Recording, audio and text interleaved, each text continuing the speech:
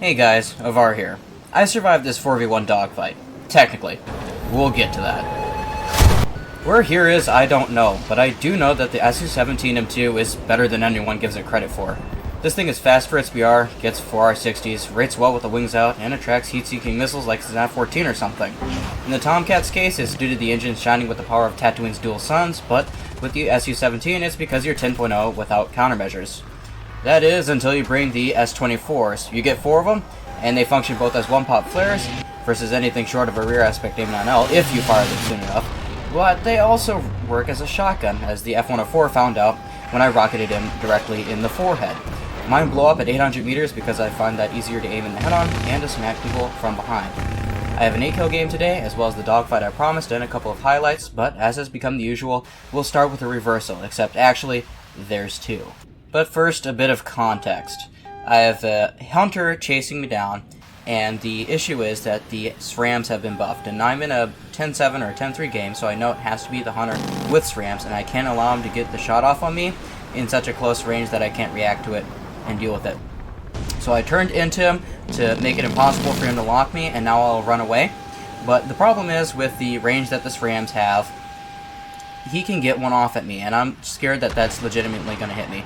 Now, it ends up being very narrowly out of range, but I flared it with an S-24. And with the S-24s, it's one drop, one stop. That S-24 also goes away, probably would have just managed to hit me. And now I'm going to go underneath his guns and pitch up over him, and that's going to begin the scissors. Now, I'm going slower than him, and I can pull around and get a nasty little keyboard shot into him, and he'll go down. He ends up J'ing out to give me the courtesy of the kill, without actually being stolen by a teammate, and we go on to the next one. Now, this next one, I absolutely 100% should have died, versus the Hunter, the Su-17, if you sweep the wings out, if you get into the rate, it's actually, well, not completely unwinnable, but versus the F-106 that's just slotted in so close on you like this, I can juke a couple of shells, but he's instantly on me, and I think he's forced away by some of my teammates. He thinks that I am dead, as one of my teammates comes up past, but then my hero comes in.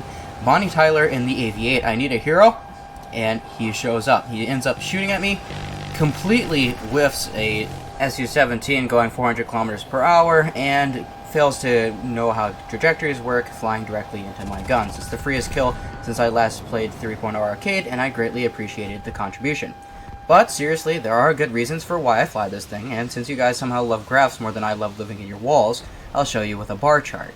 Much like the MiG-21 series, the Su-17 is limited by its rip speed on the deck rather than its engine. However, compared to the MiG-21 SMT, this plane rips much later at 1417 IAS rather than 1365, while sitting at a lower BR. It will get to that top speed, and it will do it at full combat load. Your energy retention at high speeds is kinda average, but the real performance shows up when you get below 1000 kilometers an hour and sweep out those wings.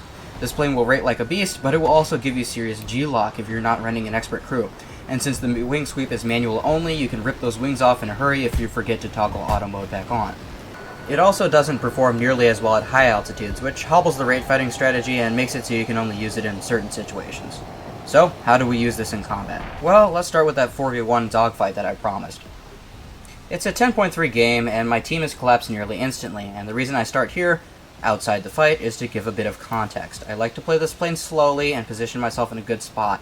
The problem is my team collapsed so fast, there are so many threats, and this map is so small. So the A-10 shot a AIM-9L at me in the head-on. I see it at the last second before the burner goes out. Shoot the AIM-9, or rather, shoot the S-24. Without that, I would be dead right now. There's no way I could have avoided that missile. So now I continue on. I see the F-100 going slow in front of me, and I get an R-60 out. He is dead. So now I have a T-2 following me at 0.7 with a Vulcan, which is extremely scary. Roll around.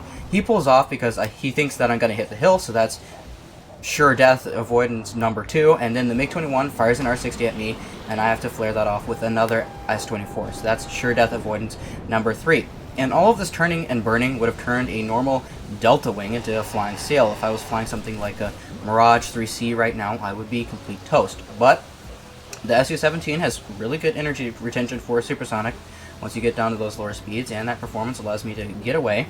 I'm going to get back up to where it's Mach, and I'm going to literally run towards the hill where I will die on. I know the F-106 is faster than me in the long run, so as we continue running, it's building in the back of my mind that I'm going to have to do something. I have the T2, the 106 behind me, another T2 farther behind, And so I'm going to open it up not by air braking and trying to reverse all of these guys, but actually tapping the negative G key to prevent G-lock and also to build my speed. Because if I get down to, say, 500 kilometers an hour, it doesn't really matter how good my rate is. I'm just going to be going too slow in front of too many people. So as I miss a head-on S24 on that T2 early, I continue to rate, and my speed is staying in that 800-900 range, and I know for a fact that these guys cannot keep that up. So while this T2 is on me, and I believe that he's fairly low on ammo given the fact that he hasn't sprayed me down yet, MiG-21MF comes in, and that thing is a serious threat if it has speed. He immediately turns for me. He's baited into my trap, and that other T2 tried to displace his maneuver. He comes down from above, and he, unfortunately for him, can't get the lead. So now I have all these guys on me. The F-106 makes the smart decision, and he decides to break off, but he doesn't account for the fact that I have an R60. So that one is going towards him, and it connects. And notice that, well, the T2 just sees that and instantly jumps out. He gave up.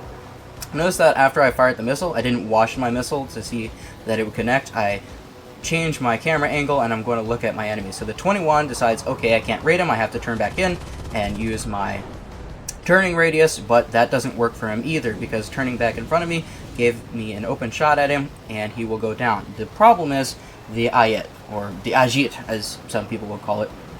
I decide, okay, I'll try to hang with him, try to go up with him, but that's not really going to work. It's just maneuverable enough that I can't hit him, and he's skillfully baited the upward scissors like this, where my larger turn radius is going to naturally force me out in front of him. So I decide, okay, I can't do that. I'm going to go down, try to rebuild my speed, and the issue is, look at my fuel burn rate. I'm down to 3 minutes, and it's going down extremely fast. Now, what I believe I should have done is kept turning there, because the AIM-9D is cached. It can't pull in like that, but I don't throttle drop soon enough. Maybe I was on afterburner, maybe the missile just didn't see it, and so I ended up going down. So anyway, with that demoralizing bit out of the way, let's look at how I play in a normal game. Now, of course, you want to dodge the incoming missile, and now I have a Saab J35XS that's rotated around onto my 6, and he fires an AIM-9J. Now I wait until that gets fairly close, a little bit too close, because the farther away you flare, the better the chance that the missile will be fooled. But notice the fact that he turned away before the missile hit me. He thinks, in his mind, that I am already dead. There's nothing that a normal Su-17 is going to do to that missile. In fact, a normal Su-17M2 probably wouldn't even see it coming, because they're usually bombing. And so you will have a lot of people that fire the missile and then simply give up. So I decide it's a little bit too hot in the middle of the map right now. I'm still partially stock. I don't have my 4 R60s, and so I fly towards the outside edges of the map, and I'll try to deal with this VIG. And now it's an AJ-37, so I know he doesn't have the radar missile sky flashes that are so scary, and boom!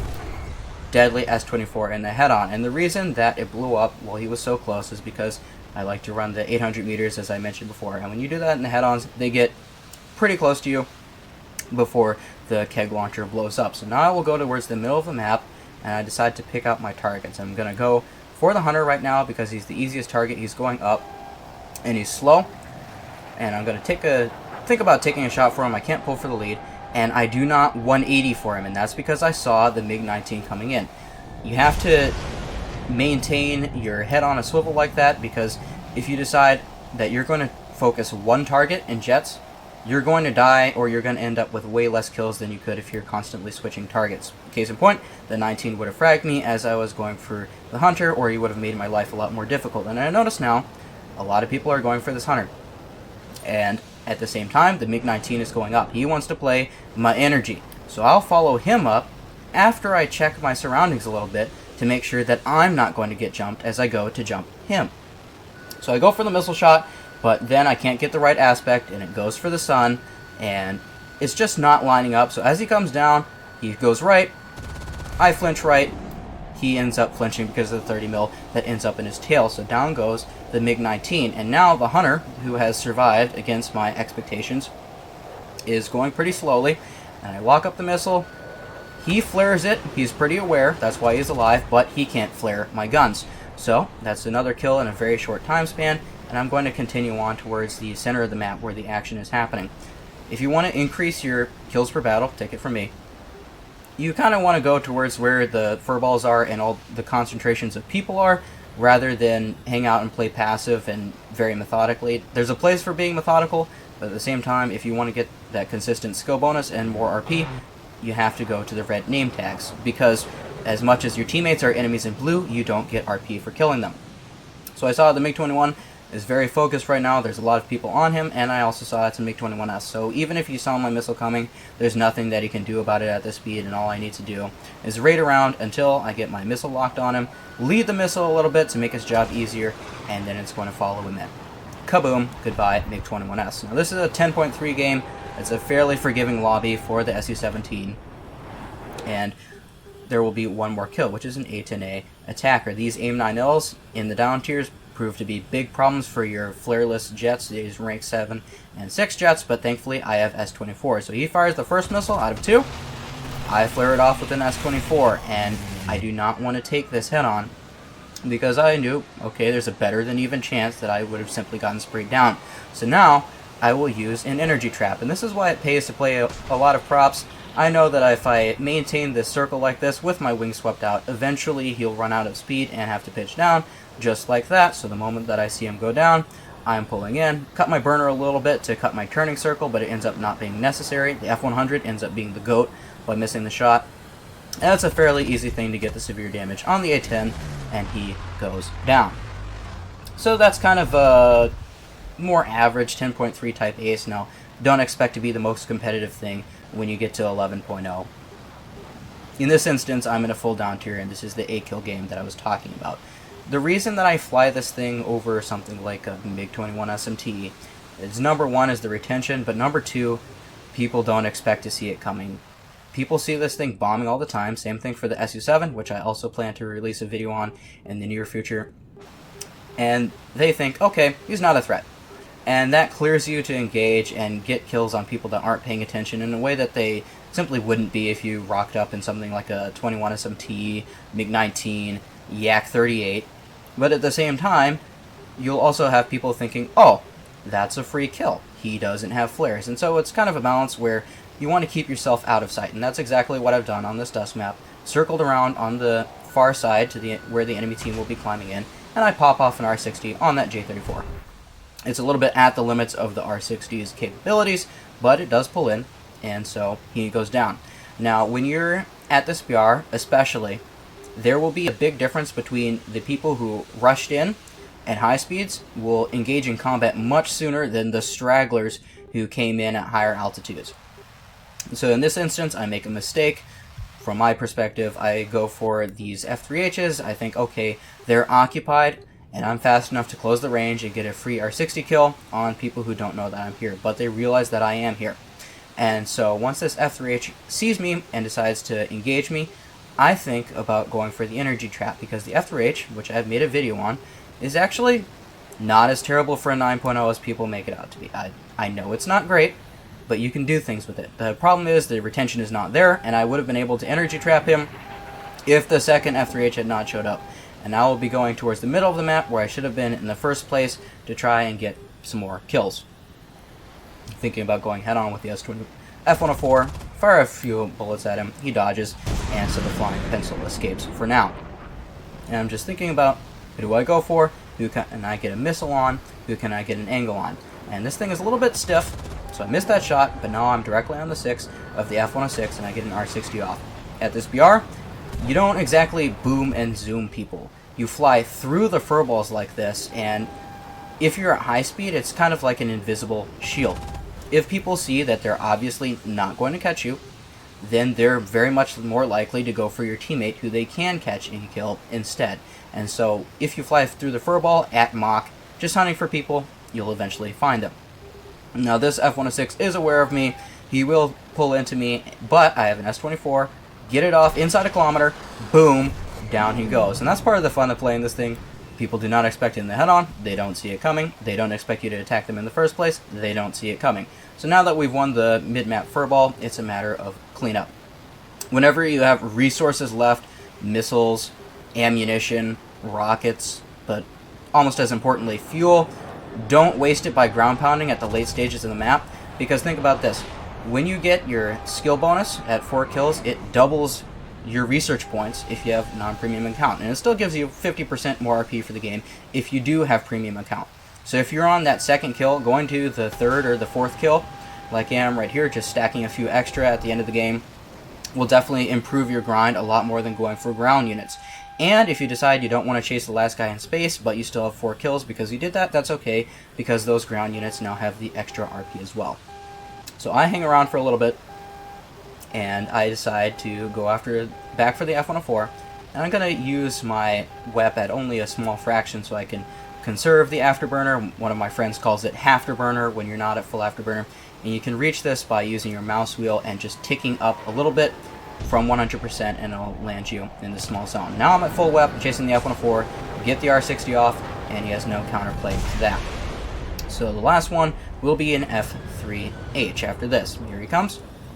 And the issue with him is he'll be thinking about camping the base, and this is something that I'm often very wary of. It's annoying to deal with. I go after him, take the head on, decide, boom, I'm going to fire off an S-24, but he dodged soon enough, and it's likely that the range wouldn't have been correct. So I'll follow him, use 100% throttle. I don't really need to use the WEP with me being on his 6 right now.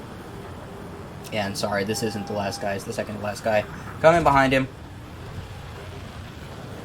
End up missing a bunch of shots, get a hit, pull off right before I would have slammed into his airplane, and I'll go over. The F3H does not have the energy to pull into this. It has terrible retention, as I mentioned before. Come down on top of him, and he tries to run away, but it's not going to work. So as he pulls back up, basically stalling out at this point, that's it.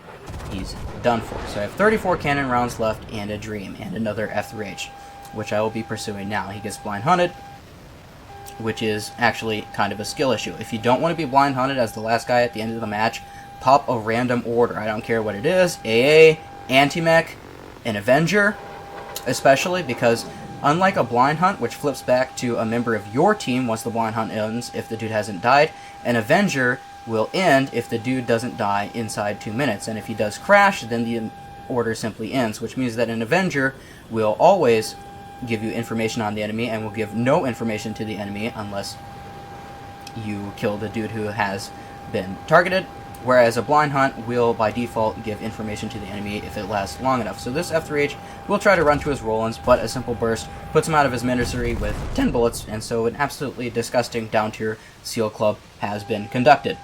I do enjoy playing this jet quite a bit, and I tried something different for this video. I edited it together and then commented over it rather than doing each clip one by one, so tell me what you think of the change, or simply drop me a comment, because I love to see it. I've linked my War Thunder tutorials in the description for those who want to learn something, so have fun, subscribe, and I'll catch you in the next video.